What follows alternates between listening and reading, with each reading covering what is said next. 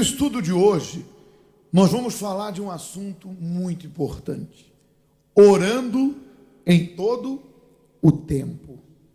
E começa o texto sagrado dizendo: disse Paulo em Efésios 6,18: orando em todo o tempo, com toda oração e súplica no Espírito, e vigiando, nisto com toda perseverança e súplica por todos os santos. Santos aqui são os discípulos, os apóstolos, não é as imagens de idolatria, tá?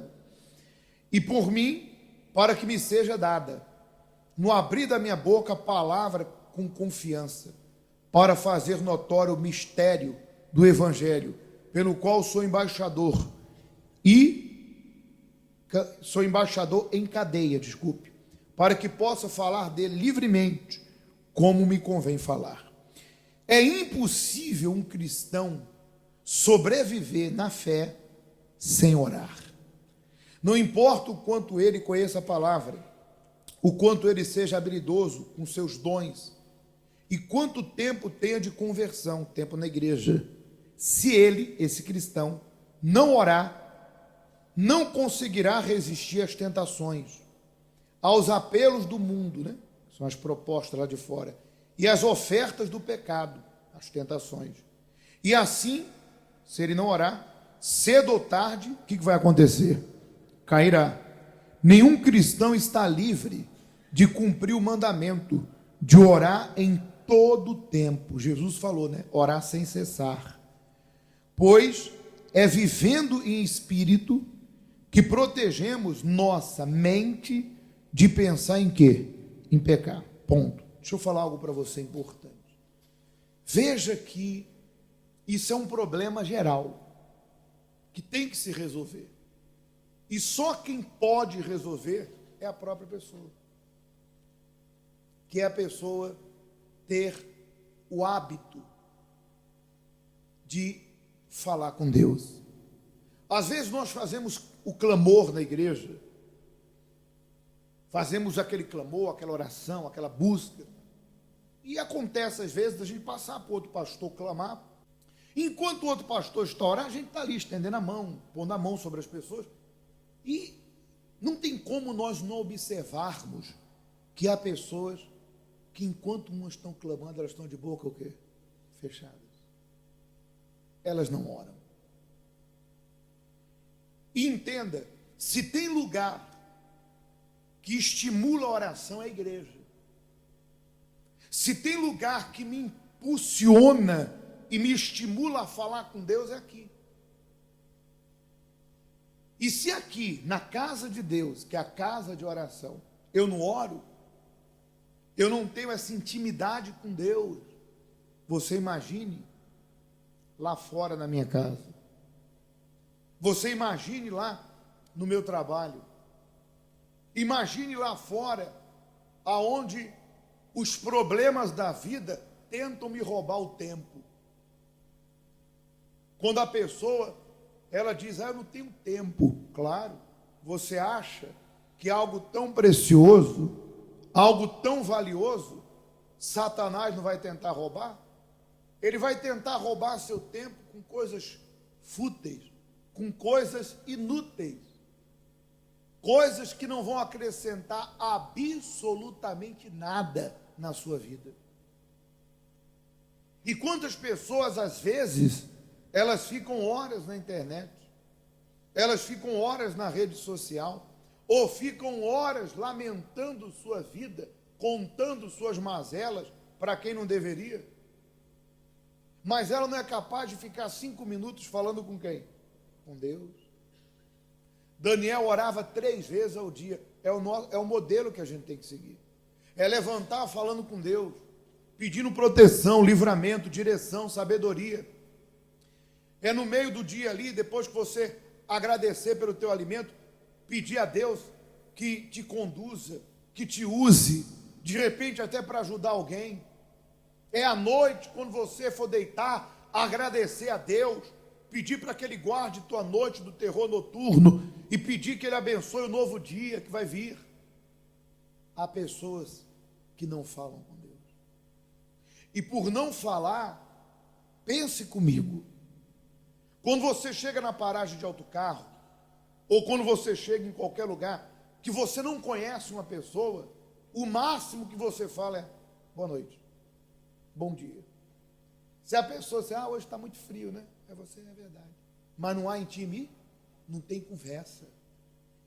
Porque você não tem intimidade com a pessoa. Não há entre você e ela nenhuma intimidade. Então você não puxa conversa. Assim é muitas pessoas que estão dentro da igreja. Elas não têm intimidade com quem? Deus, para elas, é um estranho. E por que elas estão na igreja? Já lhe falo por quê. Existem pessoas que a vinda delas à igreja é porque elas se sentem bem. Outras, porque elas gostam da fé do pastor e também do pastor.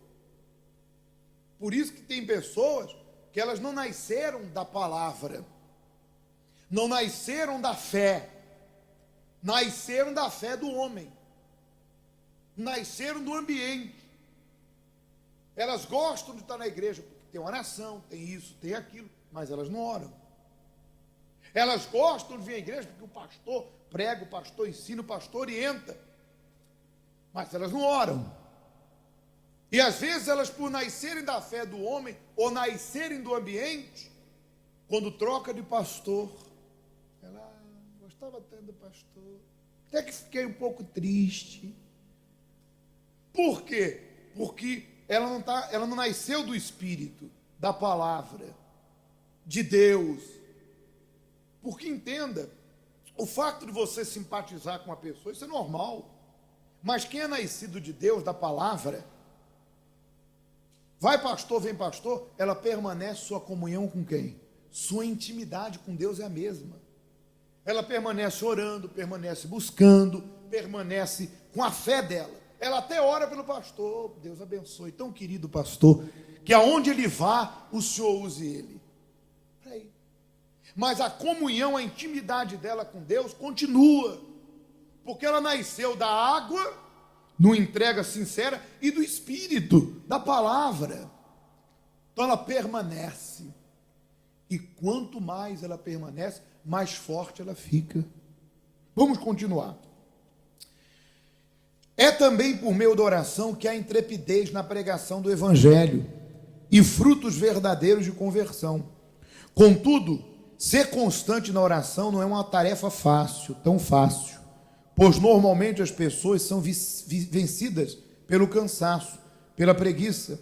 Embora saibam que a oração é uma arma de efeito poderoso, tanto para manter comunhão com Deus, quanto para combater quem? O diabo. Muitos não oram devidamente. Pastor, estou triste, ore.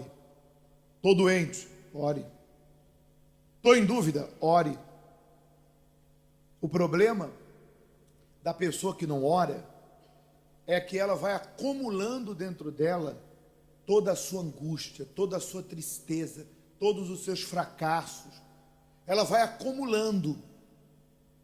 Por que você acha que hoje em dia aqueles que trabalham com a mente para tentar ajudar pessoas que têm problemas psicológicos, psíquicos, por que você acha que as pessoas sentam e falam, fale de você, converse, para a pessoa desabafar e botar para fora o que ela está guardando?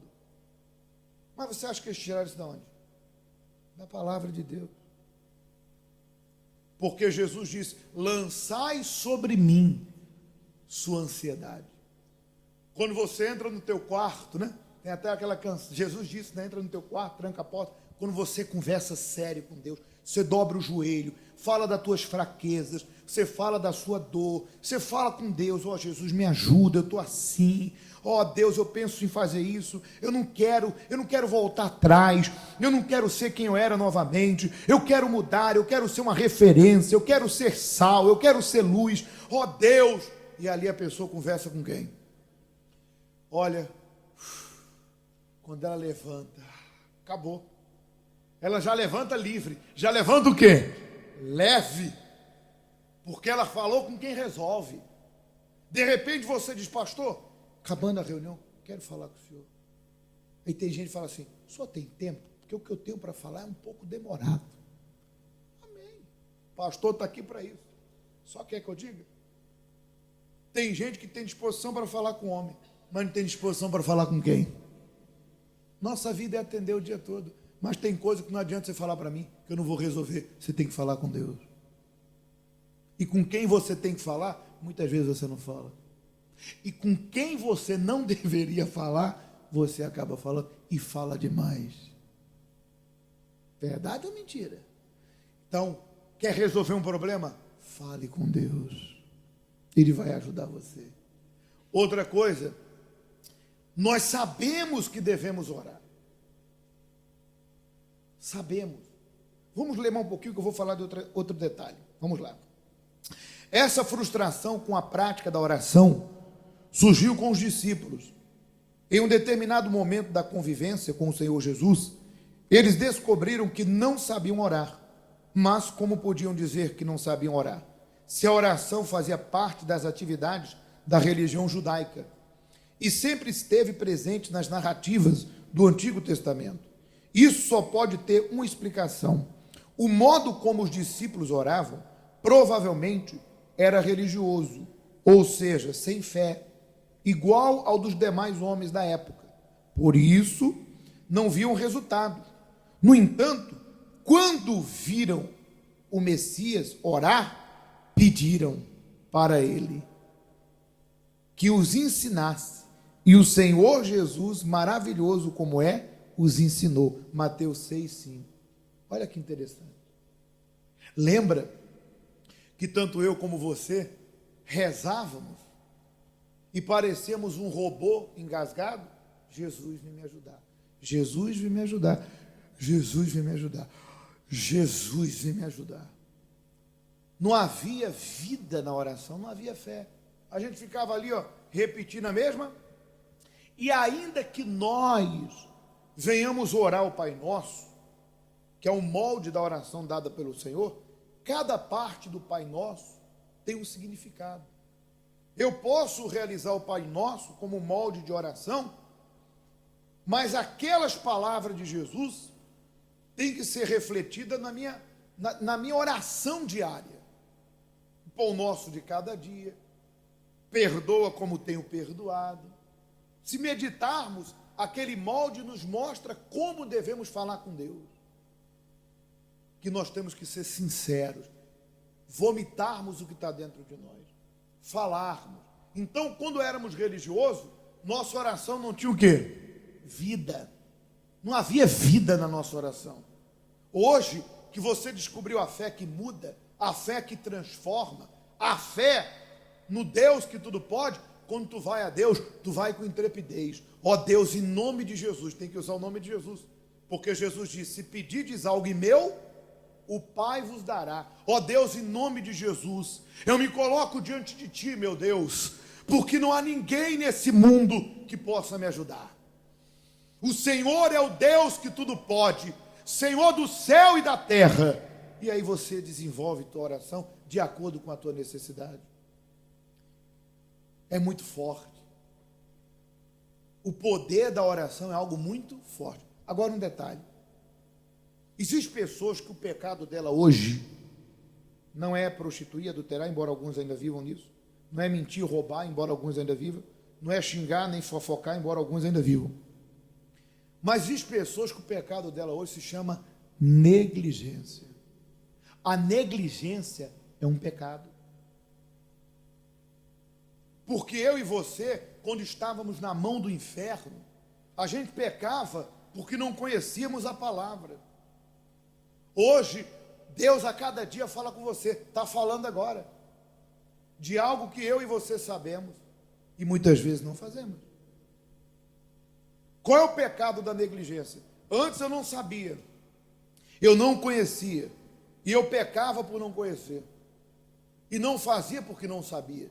Hoje eu sei, hoje eu conheço, e o pecado de hoje qual é? Eu negligencio. Eu sei que eu tenho que ler a Bíblia. Eu sei, mas não leio. Eu sei que eu tenho que orar, mas não oro. Eu sei que eu tenho que me desviar daquela má companhia. mas eu não me desvio. Ah, eu sei que eu tenho que abandonar certas coisas, mas não. Ah, eu sei que eu tenho que buscar mais em oração, mas não busco. O que adianta saber e não fazer? Então, nós sabemos que temos que orar. E muitas vezes não oramos como convém. Por isso, mude isso hoje. Só depende de cada um de nós a intimidade na oração. Muito bem, para concluir, a oração é para a nossa alma como oxigênio e para o nosso corpo, ou seja, fundamental. Ela é parte do nosso relacionamento com Deus, o meio pelo qual nos comunicamos com Ele. Portanto, ou oramos ou nos mantemos vivos espiritualmente, ou deixamos de orar e morremos, pois é impossível nos mantermos vivos na fé sem o quê? Está aí. Quem ora é forte. Lembra que Jesus falou assim para os discípulos? Vocês não estão orando, vocês estão... Jesus estava orando. E eles estavam dormindo. Jesus falou, vocês não puderam orar nem um pouco? Orai e vigiai, para que não entre. E outra vez Jesus disse, essa casta de demônio só sai com jejum e... Está vendo? Está vendo que tem problema que já era para estar resolvido há muito tempo? Como é que eu faço para desenvolver minha oração? Os salmos são orações. Leia o salmo. Tem salmo que é louvor, mas a grande maioria dos salmos são orações, dos mais diversos momentos da vida de Davi. Oração de aflição, oração de perdão, oração de força, de confiança, de proteção, oração de arrependimento. Tu vai aprender a ser mais forte. Concluindo, triste é ver que algumas pessoas triste é ver algumas pessoas acreditarem que não tem uma vida de oração porque não tem tempo de orar. Entretanto, para comer, dormir e se vestir, rapidamente encontram tempo. Verdade ou mentira? Deus está falando agora com você. Para satisfazer sua vida terrena, empenham todo o esforço, mas para preservar a vida eterna, não estão nem aí. Há ainda aqueles que usam a própria obra de Deus para justificar a falta de tempo para orar. Que auto-engano é esse? O Senhor Jesus fez muito mais do que todos nós e tinha uma vida ativa de comunhão com Deus em oração. A verdade é que ninguém deixa de orar porque não tem tempo, mas porque não quer orar. Não tem prazer de estar na companhia do Senhor. Se fosse um prazer manter intimidade com Ele, se esforçaria. Afinal, sempre arrumamos tempo para aquilo que gostamos ou que é prioridade para nós. Está vendo? Olha, hoje você vai determinar agora que você vai orar. Pastor, já tem orado. Você vai orar mais. Não tem orado como convém. Tu vai orar como convém. E aí tu vai vencer tuas fraquezas, teus medos, tentações, pensamentos e desejos. Tu vai ser forte.